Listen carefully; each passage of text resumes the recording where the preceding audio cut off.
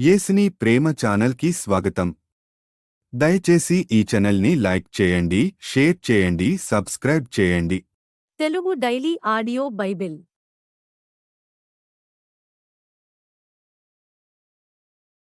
ఆదికాండము 36 అధ్యాయము. ఎదోమను ఏశావు వంశావళి ఇదే. ఏశావు కనాను కుమార్తెలలో హిత్తీయుడైన ఏలోను కుమార్తెయగు ఆదాను, హివ్వీయుడైన సిబ్యోను కుమార్తెయగు అనా కుమార్తెయగు అహోలీబామాను, ఇష్మాయేలు కుమార్తెయు నెబాయోతు సహోదరియు నైన బాశెమతును పెండ్లియాడెను. ఆదా ఏశావుకు ఎలీఫజును కనెను. బాశెమతు రగూయేలును కనెను.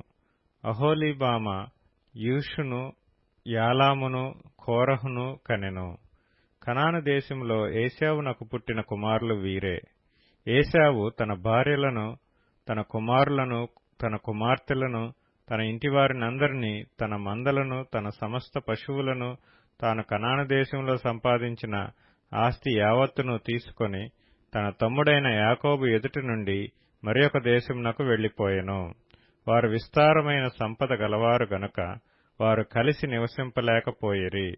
వారి పశువులు విశేషమై ఉన్నందున వారు పరదేశులై ఉండిన భూమి వారిని భరింపలేకపోయెను. అప్పుడు ఏశావు శేయీరు మన్యములో నివసించెను. ఏశావు అనగా ఎదోము. శేయీరు మన్యములో నివసించిన ఎదోమీయుల తండ్రి అయిన ఏశావు వంశావళి ఇదే. ఏశావు కుమారుల పేర్లు ఇవే. ఏశావు భార్య అయిన ఆదా కుమారుడగు ఎలీఫజును, ఏశావు భార్య అయిన బాశెమతు కుమారుడగు రగూయేలును. ఎలీఫజు కుమారులు తేమాను, ఓమారు, సెపో, గాతాము, కనజు. తిమ్నా ఏశావు కుమారుడైన ఎలీఫజుకు ఉపపత్ని. ఆమె ఎలీఫజుకు అమాలేకును కనెను. వీరు ఏశావు భార్య అయిన ఆదా కుమారులు. రగూయేలు కుమారులు నహతు, జెరహు, షమ్మా, మిజ్జా. వీరు ఏశావు భార్య అయిన బాశెమతు కుమారులు. ఏశావు భార్యయు సిబ్యోను కుమార్తెయగు అనా కుమార్తెయు నైన అహోలీబామ కుమారులు ఎవరనగా ఆమె ఏశావునకు కనిన యూషు, యాలాము, కోరహు. ఏశావు కుమారులలో వీరు నాయకులు. ఏశావు ప్రథమ కుమారుడైన ఎలీఫజు కుమారులు తేమాను నాయకుడు, ఓమారు నాయకుడు, సెపో నాయకుడు, కనజు నాయకుడు, కోరహు నాయకుడు, గాతాము నాయకుడు, అమాలేకు నాయకుడు. వీరు ఎదోము దేశమందు ఎలీఫజు నాయకులు. వీరు ఆదా కుమారులు. వీరు ఏశావు కుమారుడైన రగూయేలు కుమారులు. నహతు నాయకుడు, జెరహు నాయకుడు, షమ్మా నాయకుడు, మిజ్జా నాయకుడు. వీరు ఎదోము దేశమందు రగూయేలు సంతానపు నాయకులు. వీరు ఏశావు భార్య అయిన బాశెమతు కుమారులు. వీరు ఏశావు భార్య అయిన అహోలీబామా కుమారులు. యూషు నాయకుడు, ఎగ్లాము నాయకుడు, కోరహు నాయకుడు. వీరు అనా కుమార్తెయు ఏశావు భార్య అయిన అహోలీబామా పుత్ర సంతానపు నాయకులు. ఎదోమను ఏశావు కుమారులు వీరు. వారి వారి సంతానపు నాయకులు వీరు. ఆ దేశ నివాసులైన హోరీయుడైన శేయూరు కుమారులు లోతాను, శోబాలు, సిబ్యోను, అనా. దిషోను, ఏసెరు, దీషాను. వీరు ఎదోము దేశమందు శేయూరు పుత్రులైన హోరీయుల నాయకులు. లోతాను కుమారులు హోరీ, హేమీము. లోతాను సహోదరి తిమ్నా. శోబాలు కుమారులు అల్వాను, మానహదు, ఏబాలు, షషోవోనాము. సిబ్యోను కుమారులు అయ్యా, అనా. ఆ అనా తన తండ్రి అయిన సిబ్యోను గాడిదలను మేపుచుండి అరణ్యములో ఉష్ణదారులు కనుగొనినవాడు. అనా సంతానము దిషోను, అనా కుమార్తె అయిన అహోలీబామ. దిషోను కుమారులు హెమ్దాను, ఎష్బాను, ఇత్రాను, కెరాను. ఏసెరు కుమారులు బిల్హాను, జవాను, అకాను. దీషాను కుమారులు ఊజు, అరాము. హోరీయుల నాయకులు లోతాను నాయకుడు, శోబాలు నాయకుడు, సిబ్యోను నాయకుడు, అనా నాయకుడు, దిషోను నాయకుడు, ఏసెరు నాయకుడు, దీషాను నాయకుడు. శేయూరు దేశమందలి వారి నాయకుల చొప్పున వీరు హోరీయుల నాయకులు. మరియు ఏ రాజైనను ఇశ్రాయేలీయుల మీద రాజ్య పరిపాలన చేయక మునుపు ఎదోము దేశంలో రాజ్య పరిపాలన చేసిన రాజులెవరనగా బెయారు కుమారుడైన బెల ఎదోములో రాజ్యపాలన చేసెను. అతని ఊరి పేరు దిన్హాబా. బెల చనిపోయిన తరువాత బొస్రావాడైన జెరహు కుమారుడగు యోబాబు అతనికి ప్రతిగా రాజాయెను. యోబాబు చనిపోయిన తరువాత తేమనీయుల దేశస్థుడైన హుషాము అతనికి ప్రతిగా రాజాయెను. హుషాము చనిపోయిన తరువాత మోయాబు దేశమందు మిద్యానును కొట్టివేసిన బదదు కుమారుడైన హదదు అతనికి ప్రతిగా రాజాయెను. అతని ఊరి పేరు అవీతు. హదదు చనిపోయిన తరువాత మశ్రేకా వాడైన షమ్లా అతనికి ప్రతిగా రాజాయెను. షమ్లా చనిపోయిన తరువాత నదీ తీరమందలి రహెబోతు వాడైన షాపూలు అతనికి ప్రతిగా రాజాయెను. షాపూలు చనిపోయిన తరువాత అక్బోరు కుమారుడైన బయల్హానాను అతనికి ప్రతిగా రాజాయెను. అక్బోరు కుమారుడైన బయల్హానాను చనిపోయిన తరువాత హదరు అతనికి ప్రతిగా రాజాయెను. అతని ఊరి పేరు పాయు. అతని భార్య పేరు మహేతబేలు. ఆమె మేజాహాబు కుమార్తె అయిన మత్రేదు కుమార్తె. మరియు వారి వారి వంశముల ప్రకారము వారి వారి స్థలములలో వారి వారి పేరుల చొప్పున ఏశావు సంతానపు నాయకుల పేరులేవనగా తిమ్నా నాయకుడు, అల్వా నాయకుడు, యతేతు నాయకుడు, అహోలీబామా నాయకుడు, ఏలా నాయకుడు, పీనోను నాయకుడు, కనజు నాయకుడు, తేమాను నాయకుడు, మిప్సారు నాయకుడు, మగ్దీయేలు నాయకుడు, ఈరాము నాయకుడు. వీరు తమ తమ స్వాస్థ్యమైన దేశమందు తమ తమ నివాస స్థలముల ప్రకారము ఎదోము నాయకులు. ఏశావు ఎదోమీయులకు మూలపురుషుడు. ఆదికాండము 37వ అధ్యాయము. యాకోబు తన తండ్రి పరదేశవాసిగా ఉండిన కనాను దేశములో నివసించెను. యాకోబు వంశావళి ఇది. యోసేపు 17 వాడై తన సహోదరులతో కూడా మందను మేపుచుండెను. అతడు చిన్నవాడై తన తండ్రి భార్య అయిన బిల్హా కుమారుల యొద్దను జిల్ఫా కుమారుల యొద్దను ఉండెను. అప్పుడు యోసేపు వారి చెడుతనమును గూర్చిన సమాచారము వారి తండ్రి యొద్దకు తెచ్చుచుండువాడు. మరియు యోసేపు ఇశ్రాయేలు వృద్ధాప్యమందు పుట్టిన కుమారుడు గనుక తన కుమారులందరికంటే ఎక్కువగా అతని ప్రేమించి అతని కొరకు విచిత్రమైన నిలువుటంగి కుట్టించెను. అతని సహోదరులు తమ తండ్రి అతనిని తమ అందరికంటే ఎక్కువగా ప్రేమించుట చూచినప్పుడు వారు అతని మీద పగబట్టి అతనిని క్షేమ సమాచారమైనను అడగలేకపోయిరి. యోసేపు ఒక కల కని తన సహోదరులతో అది తెలియచెప్పగా వారు అతని మీద మరీ పగపట్టిరి. అప్పుడు వారిని చూచి, నేను కనిన ఈ కలను మీరు దయచేసి వినుడి. అదేమనగా, మనము చేనిలో పనలు కట్టుచుంటిమి. నా పన లేచి నిల్చుండగా మీ పనలు నా పనను చుట్టుకొని నా పనకు సాష్టాంగపడినని చెప్పెను.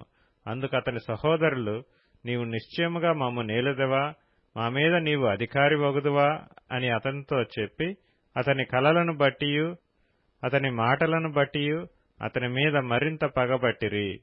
అతడింకొక కల కని తన సహోదరులకు తెలియజేసి, ఇదిగో నేను మరొక కల కంటిని. అందులో సూర్యచంద్రులను 11 నక్షత్రములను నాకు సాష్టాంగపడెనని చెప్పెను. అతడు తన తండ్రితోనూ తన సహోదరులతోనూ అది తెలియచెప్పినప్పుడు అతని తండ్రి అతనితో, నీవు కనిన ఈ కల ఏమిటి? నేను నీ తల్లియు నీ సహోదరులను నిశ్చయముగా వచ్చి నీకు సాష్టాంగపడుదుమా అని అతనిని గద్దించెను. అతని సహోదరులు అతని యందు అసూయపడిరి. అయితే అతని తండ్రి ఆ మాట జ్ఞాపకముంచుకొనెను. అతని సహోదరులు షెకెములో తమ తండ్రి మందను మేపుటకు వెళ్ళిరి. అప్పుడు ఇశ్రాయేలు యోసేపును చూచి, నీ సహోదరులు షెకెములో మంద మేపుచున్నారు, నిన్ను వారి యొద్దకు పంపెదను రమ్మన్నప్పుడు అతడు మంచిదని అతనితో చెప్పెను. అప్పుడతడు, నీవు వెళ్లి నీ సహోదరుల క్షేమమును మందక్షేమమును తెలుసుకొని నాకు వర్తమానము తెమ్మని అతనితో చెప్పి హెబ్రోను లోయలో నుండి అతని పంపెను. అతడు షెకెమునకు వచ్చెను. అతడు పొలములో అటూ ఇటూ తిరుగుచుండగా ఒక మనుష్యుడు అతనిని చూచి, నీవేమి వెతుకుచున్నావని అతనిని అడిగెను. అందుకతడు, నేను నా సహోదరులను వెదకుచున్నాను, వారు ఎక్కడ మందను మేపుచున్నారో అది దయచేసి నాకు తెలుపుమని అడిగాను. అందుకు ఆ మనుష్యుడు, ఇక్కడ నుండి వారు సాగి వెళ్ళిరి, వారు దోతానుకు వెళ్ళుదము రండని చెప్పుకొంట వింటినని చెప్పెను. అప్పుడు యోసేపు తన సహోదరుల కోసము వెళ్లి దోతానులో వారిని కనుగొనెను. అతడు దగ్గరకు రాకమునుపు వారు దూరము నుండి అతన్ని చూచి అతన్ని చంపుటకు దురాలోచన చేసిరి. వారు, ఇదిగో ఈ కలలు కనువాడు వచ్చుచున్నాడు, వీని చంపి ఇక్కడనున్న ఒక గుంటలో పారవేసి దుష్టమృగము వీని తినివేసినని చెప్పుదము, అప్పుడు వీని కలలేమగునో చూతము రండని ఒకనితో ఒకడు మాట్లాడుకొనిరి.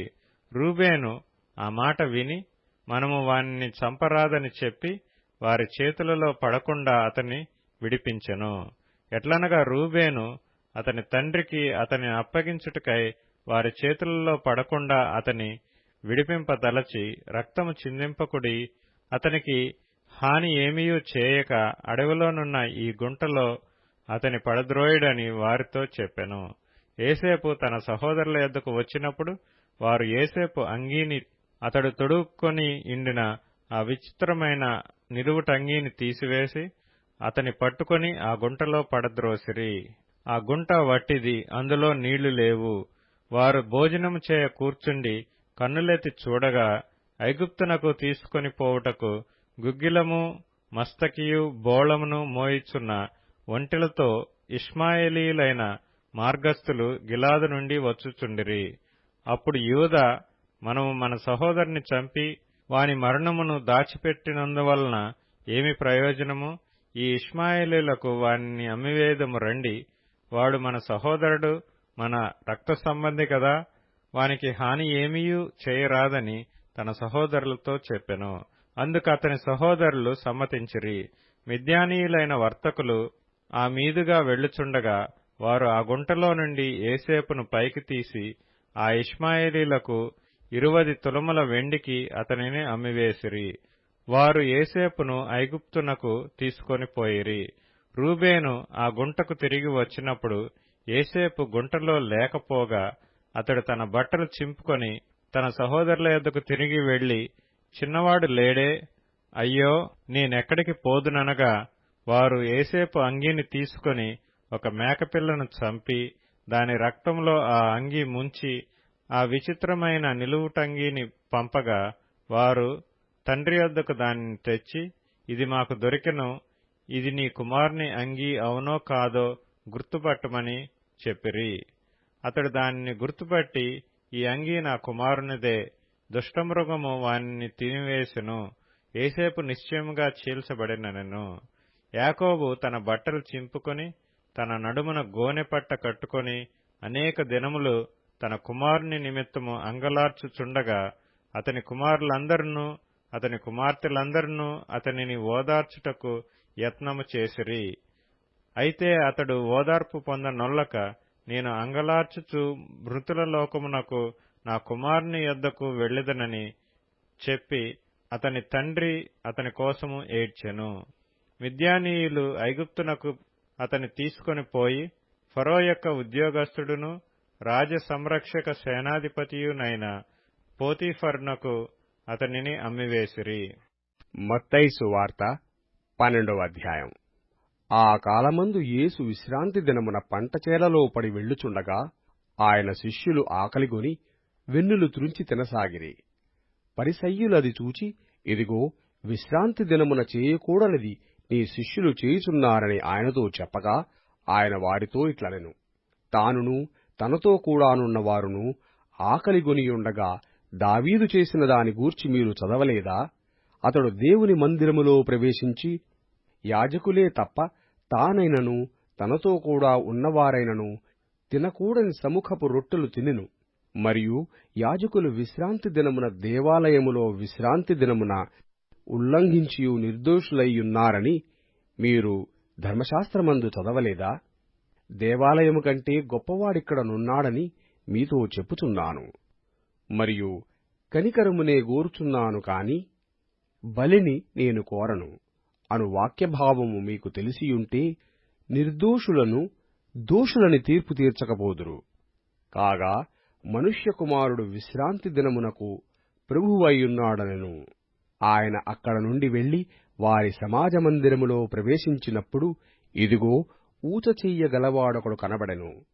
వారాయన మీద నేరము మోపవలనని విశ్రాంతి దినమున స్వస్థపరుచుట న్యాయమా అని ఆయనను అడిగిరి. అందుకాయన, మీలో ఏ మనుష్యునికైనను ఒక గొర్రెయుండి అది విశ్రాంతి దినమున గుంటలో పడిన ఎడల దాని పట్టుకుని పైకి తీయడా? గొర్రె కంటే మనుష్యుడెంతో శ్రేష్ఠుడు. కాబట్టి విశ్రాంతి దినమున మేలు చేయుట ధర్మమే అని చెప్పి ఆ మనుష్యునితో, నీ చెయ్య చాపుమనెను. వాడు చెయ్య చాపగా రెండవ దాని వలె అది బాగుపడెను. అంతట పరిసయ్యులు వెలుపలికి పోయి ఆయనను ఎలాగు సంహరింతుమా అని ఆయనకు విరోధముగా ఆలోచన చేసిరి. యేసు ఆ సంగతి తెలుసుకుని అచ్చట నుండి వెళ్లిపోయెను. బహుజనులాయనను వెంబడింపగా ఆయన వారినందరినీ స్వస్థపరిచి తన్ను ప్రసిద్ధి చేయవద్దని వారికి ఆజ్ఞాపించెను.